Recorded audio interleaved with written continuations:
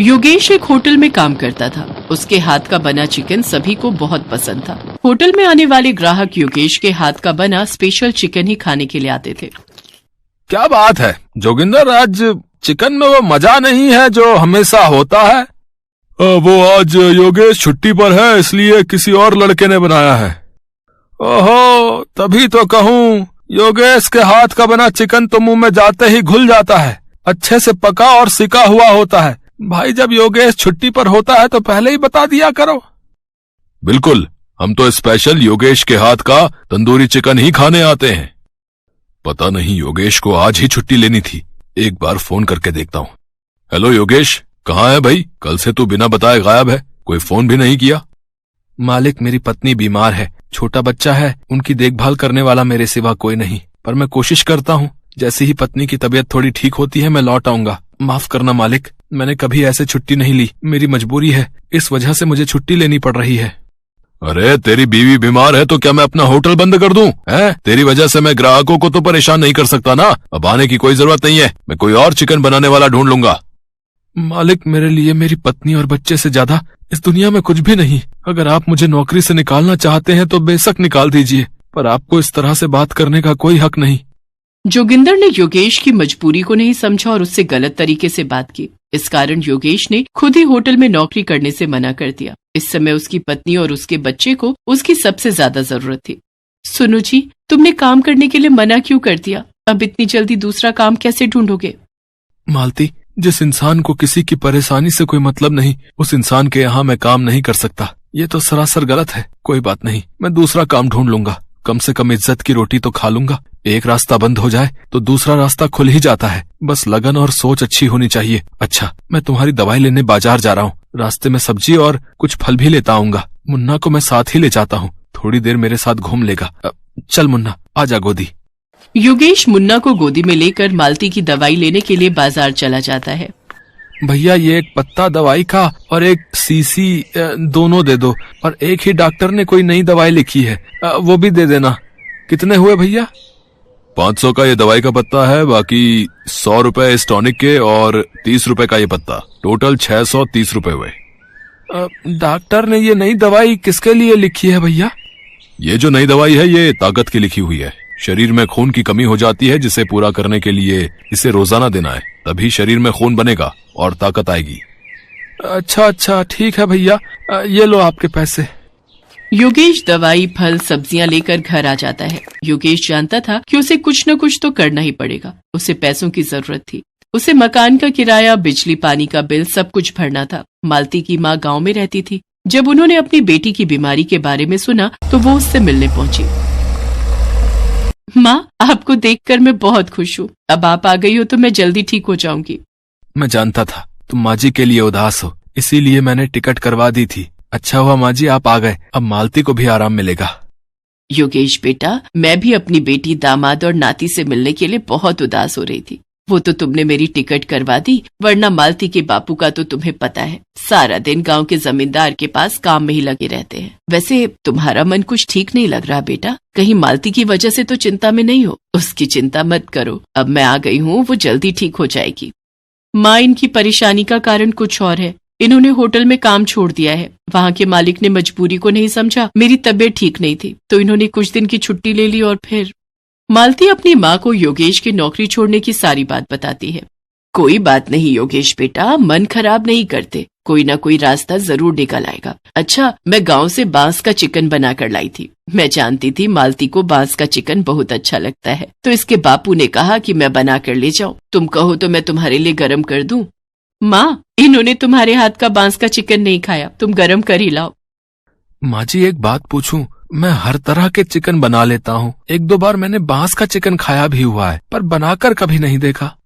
हाँ बेटा, खड़े मसालों और नमक मिर्ची में लपेटकर चिकन को थोड़ी देर रखा जाता है। फिर बाद में उस चिकन को बांस में भरकर ऊपर केले के पत्ते से ढककर जब इसको हम आग पर पलट पलट कर सेकते हैं तो बहुत ही स्वादिष्ट लगता है। केले के पत्ते की खुशबू बहुत अलग सी आती है। रुको, मैं गरम करके ले ही आती हूँ, तब तुम्हें इसके स्वाद का पता चल जाएगा।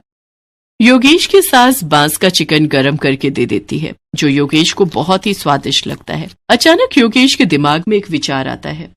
माँ जी, हमारे शहर में ऐसा कोई ढाबा नहीं है जहाँ बांस का चिकन बनता हो, तो मैं सोच रहा हूँ कि आपसे बांस का चिकन बनाना सीखकर एक ढाबा खोल लूं। कम से कम कुछ तो शुरुआत होगी। ये तो बहुत अच्छा विचार है योगेश बेटा, और तुम चिंता मत करो, जब तक मैं यहाँ हूँ इस काम में मैं तुम्हारी पूरी तरह मदद करूंगी।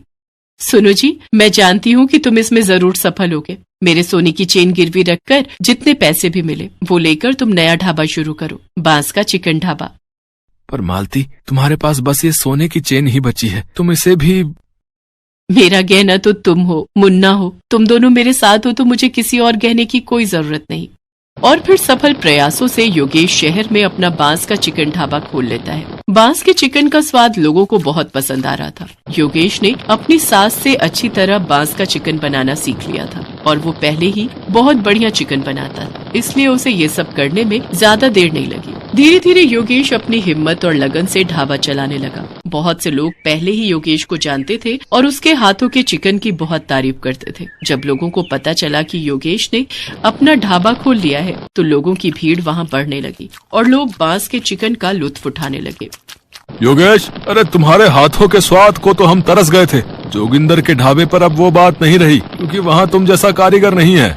यह बहुत बढ़िया बात हुई भैया, है कि तुमने अपना बांस का चिकन ढाबा खोल लिया भैया। बहुत बहुत शुक्रिया। कुछ दिनों बाद मालती की तबीयत जब बिल्कुल ठीक हो गई तो उसकी माँ गांव वापस लौट गई, पर जाते जाते उन्होंने जो तोहफा योगेश को दिया उसका कोई मोल नहीं। कहते हैं मुसीबत के वक्त जो साथ देता है वही अपना होता है। कुछ ही दिनों में योगेश का चिकन ढाबा हर तरफ मशहूर होने लगा और लोग दूर दूर से बांस का चिकन खाने के लिए उसके ढाबे पर आने लगे।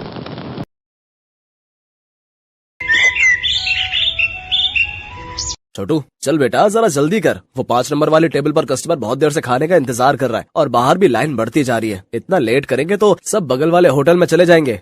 बस मालिक, 5 नंबर वाले का ऑर्डर तैयार है और यहाँ कुछ टेबल भी बस खाली होने वाली हैं, तो बाहर वाले कस्टमर्स अब अंदर आ सकते हैं।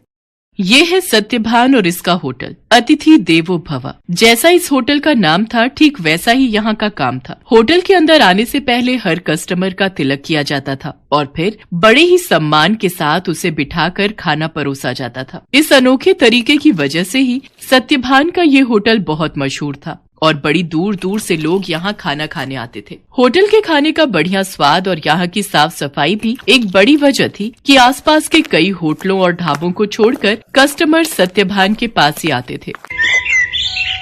सर, मेरा नाम रमन है, मैं पब्लिक टाइम्स अखबार से आया हूँ, मुझे आपका इंटरव्यू करना है। अच्छा, हाँ, क्यों नहीं, आइए आइए। रुकिए, पहले मैं आपका तिलक करूँगा। हाँ, अब ठीक है, अब आप यहाँ आराम से बैठिए। छोटू, जल्दी से साहब के लिए गर्मा गर्म कचौड़ियाँ और बढ़िया चाय तो लेकर आ। हाँ तो सत्यभान जी, सबसे पहले मैं आपका पूरा होटल और यहाँ की किचन देखना चाहूंगा। वैसे सुना तो मैंने ये है कि आप किसी को भी अपनी रसोई में लेकर नहीं जाते, लेकिन मुझे तो आपके वहाँ लेकर जाना ही होगा, वरना ये इंटरव्यू अधूरा रह जाएगा। अरे बस वो बात ऐसी है कि आप तो जानते ही हैं, होटल के बिजनेस में सारा खेल खाने में इस्तेमाल होने वाले मसालों और रेसिपी का ही है और यहाँ मैंने और मेरे साथियों ने बड़ी मेहनत से ये सब तैयार किया है। अच्छा, लेकिन आपके यहाँ जो लोग काम करते हैं, मतलब आपके साथी, अगर उनमें से किसी ने धोखा दिया तो? नहीं नहीं, ऐसा तो हो ही नहीं सकता। यहाँ जितने भी लोग मेरे लिए काम करते हैं वो सब के सब मेरे गांव से ही हैं, यानी सब मेरा परिवार है। आज तक का रिकॉर्ड है, मुझे मेरा कोई साथी छोड़कर नहीं गया। ये तो वाकई बहुत बड़ी बात है। लेकिन अब तो आप इतने मशहूर हो गए, आपका होटल एक ब्रांड बन चुका है, तो लोग आपकी रसोई को अंदर से देखना चाहते हैं। आप चिंता मत कीजिए, मैं आपके मसालों और रेसिपीज का राज नहीं खोलूंगा, लेकिन रसोई के अंदर की कुछ फोटोज तो चाहिए होंगी आपके इंटरव्यू के साथ छापने के लिए। सत्यभान उस पत्रकार को समझाने की कोशिश करता है, लेकिन वो खुद ही उस पत्रकार की बातों में फंस जाता है। अखबार में अपना इंटरव्यू और फोटो छपने की बात से वो बहुत खुश था और इसी खुशी में वो बह गया और उस पत्रकार को उसने अपने होटल का एक एक कोना बहुत अच्छे से दिखाया। साथ ही अपनी रसोई में ले जाकर अपने सारे तौर तरीकों और रेसिपीज का भी अनजाने में खुलासा करता गया। वो पत्रकार होटल की लगभग हर चीज की तस्वीर ले रहा था। इंटरव्यू के दौरान उसने सत्यभान से कई सवाल पूछे, जिनके जवाबों में सत्यभान के सारे सीक्रेट खुलते जा रहे थे। अच्छा सत्यभान जी, बहुत अच्छा लगा आपसे मिलकर। इंटरव्यू के लिए शुक्रिया, अब मैं चलता हूँ। जी जी, आपका बहुत शुक्रिया। अब वैसे ये सब कब छपेगा अखबार में? बस यही 1-2 दिन में, मैं आपको फोन पर इन्फॉर्म करूंगा। इतना कहकर वो पत्रकार सत्यभान के होटल से बाहर निकलता है और कुछ दूर पहुंचते ही मुस्कुराते हुए अपने गले में पहना हुआ आई कार्ड उतारकर एक कूड़े के ढेर में फेंक देता है। बड़ा अक्लमंद समझता था खुद को, एक नंबर का बेवकूफ निकला ये तो। असल में ये आदमी कोई पत्रकार था ही नहीं, पास ही मौजूद एक दूसरे होटल के मालिक का रिश्तेदार था, जो पत्रकार बनकर सत्यभान के सारे सीक्रेट जानने के लिए उसके पास गया था। ये आदमी अपने मकसद में पूरी तरह से कामयाब हो चुका था। इधर सत्यभान रोज सुबह के अखबार में अपने इंटरव्यू के छपने का इंतजार कर रहा था। जा छोटू, देख तो अखबार आ गया होगा। अब तो पूरे 4 दिन हो लिए, आज तो पक्का अपनी फोटो छपी होगी। छोटू फौरन उस दिन का अखबार लेकर आता है, लेकिन बीते दिनों की तरह उसमें भी सत्यभान और उसके होटल का जिक्र तक नहीं था। ये देखकर सत्यभान उदास हो जाता है। ऐसा कई दिनों तक होता रहा। फिर सत्यभान ने उम्मीद ही छोड़ दी और ये सब कुछ भुला दिया। फिर एक दिन अचानक सत्यभान के होटल में रेड पड़ जाती है। फूड इंस्पेक्टर अपने कुछ आदमियों के साथ सत्यभान के होटल पहुंचते हैं और वहां मौजूद हर चीज की जांच करने लगते हैं। देखिए, हमें आपके होटल के खिलाफ शिकायत मिली है कि आप खाने में नकली सामान का इस्तेमाल करते हैं। ये कैसी बातें कर रहे हैं आप? सालों से मैं इस होटल को चला रहा हूँ, वो भी पूरी ईमानदारी से। अगर ऐसा है तो हमें यहाँ की तलाशी लेने दीजिए। चलिए हटिए यहाँ से। पूरी टीम होटल का कोना कोना छानने लगती है। तभी उन्हें किचन के पास एक छोटा सा दरवाजा दिखता है। फूड इंस्पेक्टर खुद इस दरवाजे को खोलकर अंदर जाते हैं तो उन्हें काफी मात्रा में नकली घी, तेल, नकली मसाले जैसी कई चीजें मिलती हैं। तो ये है तुम्हारी ईमानदारी का सबूत? हाँ, शर्म आनी चाहिए तुम्हें। सत्यभान को कुछ समझ ही नहीं आ रहा था कि आखिर उसके साथ हुआ क्या। खाद्य विभाग की टीम सत्यभान के होटल को सील कर देती है। साथ ही सत्यभान को जेल भेज दिया जाता है। एक ही पल में सत्यभान का सब कुछ बर्बाद हो गया था। उसका परिवार सड़क पर आ गया था। सत्यभान खुद को बेगुनाह साबित नहीं कर सका और उसका सब कुछ जुर्माने की रकम अदा करने में चला जाता है। उसके गांव के लोग जो उसके लिए काम किया करते थे, वो भी उसका साथ छोड़कर गांव वापस चले जाते हैं, सिवाय छोटू के। चलो, तुम्हारी जमानत हो गई है। जमानत की बात सुनकर सत्यभान चौंक जाता है। वो बाहर आकर देखता है तो एक वकील के साथ खड़ा छोटू उसका इंतजार कर रहा था। छोटू, तूने ये सब कैसे किया बेटा? तेरे पास इतने पैसे कहाँ से आए? मैं तो बिन माँ बाप का एक लावारिस था मालिक। आपने मुझे सहारा दिया था तो मैं आपको इस हाल में अकेला कैसे छोड़ देता? आपको याद है, मैं हर महीने की तनख्वाह से कुछ पैसे जोड़ता था अपनी आगे की पढ़ाई के लिए। बस वही आज काम आ गए। छोटू की बात सुनकर सत्यभान की आंखों में आंसू आ जाते हैं और वो छोटू को गले लगा लेता है। लेकिन अभी भी सब कुछ ठीक नहीं हुआ था। शहर भर में सत्यभान का नाम खराब हो चुका था। इसलिए सत्यभान अपने परिवार और छोटू के साथ शहर छोड़कर अपने गांव चला जाता है। वहां बांस के बड़े बड़े जंगल थे, जिनके बीचों बीच एक छोटी सी झोपड़ी बनाकर सत्यभान और उसका परिवार रहने लगता है। सत्यभान के पास गुजर बसर के लायक भी पैसे नहीं थे, इसलिए उसे कुछ तो करना ही था। तभी एक दिन उसने गांव के एक बच्चे को एक आधे कटे बांस में कुछ खाते हुए देखा। सत्यभान उस बच्चे के पास गया और उससे बोला, बेटा, ये क्या खा रहे हो? ये हरे बांस का अचार है और ये रोटी है। ये बर्तन, ये भी बांस से बना है। वो यहाँ गांव में बांस ही सबसे ज्यादा उगता है ना, तो हम लोग इसी का ज्यादा से ज्यादा इस्तेमाल करते हैं। उस बच्चे की बात सुनकर जैसे सत्यभान के दिमाग के घोड़े दौड़ने लगे। उसने फौरन छोटू को अपने पास बुलाया और उसे कुछ समझाने लगा। फिर अगले दिन तड़के सुबह ही वो छोटू के साथ बांस के जंगल में गया और ढेर सारी बांस की लकड़ियां काट कर ले आया। सत्यभान और छोटू दिन रात लगे रहे और देखते ही देखते उन दोनों ने सिर्फ बांस की मदद से पूरा का पूरा होटल बनाकर तैयार कर लिया, जहां दीवारें भी बांस की थीं और सारे बर्तन भी। अब सवाल ये था कि इस होटल में पकेगा क्या? मालिक, आप चिंता मत कीजिए, हमें जाकर सब लोगों से बात करनी चाहिए जो शहर में अपने साथ काम करते थे। मुझे विश्वास है कि वो सब हमारा साथ जरूर देंगे। छोटू की बात मानकर सत्यभान अपने गांव के लोगों से बात करता है। धीरे धीरे गांव के कई लोग उसकी मदद के लिए आगे आते हैं। कई लोग उसे मुफ्त में राशन देते हैं, जिसके साथ हरे बांस का इस्तेमाल करके सत्यभान और छोटू होटल के लिए खाना बनाते हैं। और इस तरह एक बार फिर सत्यभान का होटल चल पड़ता है। लेकिन हालात अब पहले से बहुत अलग थे। कई दिनों तक सत्यभान के होटल में एक भी ग्राहक नहीं आता।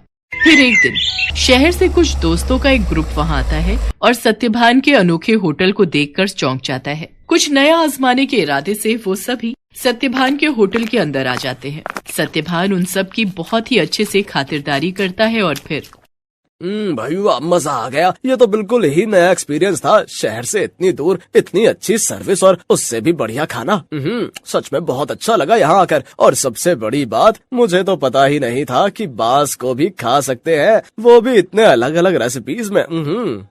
सत्यभान के खाने और अलग किस्म के होटल की तारीफ वो सभी दोस्त अपने दूसरे दोस्तों से जाकर करते हैं, जिसके चलते और भी लोग खास तौर पर सत्यभान के होटल में खाना खाने वहाँ पर आते हैं। सत्यभान की सर्विस और खाना बहुत जल्दी अपना पहचान बना रहा था। लोग शहर के हाई फाई होटल छोड़कर सत्यभान के पास गांव में आ रहे थे। धीरे धीरे सत्यभान की गाड़ी पटरी पर आने लगती है और उसके पुराने साथी जो गांव में ही थे वो भी उसके पास काम पर लौट आते हैं। मालिक, भगवान की दया से अब सब ठीक हो रहा है, लेकिन अब तक ये समझ नहीं आया कि आखिर वो सब नकली सामान उस दिन अपने होटल में आया कहाँ से। ये पहेली तो सच में सुलझानी ही होगी छोटू। मुझे लगता है मुझे कुछ करना चाहिए।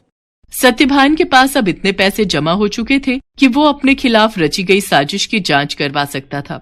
वो अपने केस को रीओपन करवाता है और एक प्राइवेट डिटेक्टिव की मदद से सारा सच बाहर निकलवाता है। असल में रमन जो सत्यभान के पास पत्रकार बनकर आया था, ये सब उसके और उसके रिश्तेदार की सांठगांठ थी, जो सत्यभान के पुराने होटल के पास ही अपना होटल चलाता था। साथ ही सत्यभान की तरक्की से जलता भी था।